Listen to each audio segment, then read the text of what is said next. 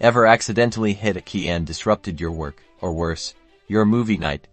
Today, I'm going to show you a super simple way to lock your keyboard, making it temporarily useless. First, we'll open the Windows search bar. You can do this by clicking the magnifying glass icon on your taskbar, or by simply pressing the Windows key on your keyboard.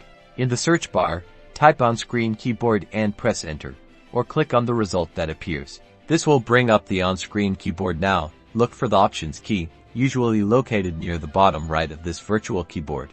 Click on the Options button. In the Options window, you'll see a checkbox labeled Turn on the floating on-screen keyboard and another that says Click on keys or scan through keys. We're looking for a specific option here, Scroll Lock Key. Make sure to check the box that says something along the lines of use Scroll Lock Key to toggle between virtual keyboard modes or use Scroll Lock Key to turn on, off the touch keyboard. The exact wording might vary slightly depending on your Windows version. Click OK again to close the Options window.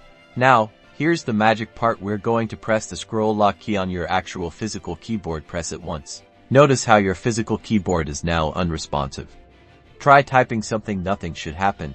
This is perfect for cleaning your keyboard without accidental presses, or if you're leaning back and don't want to accidentally hit keys while watching a video. To unlock your keyboard, simply press the Scroll Lock key again.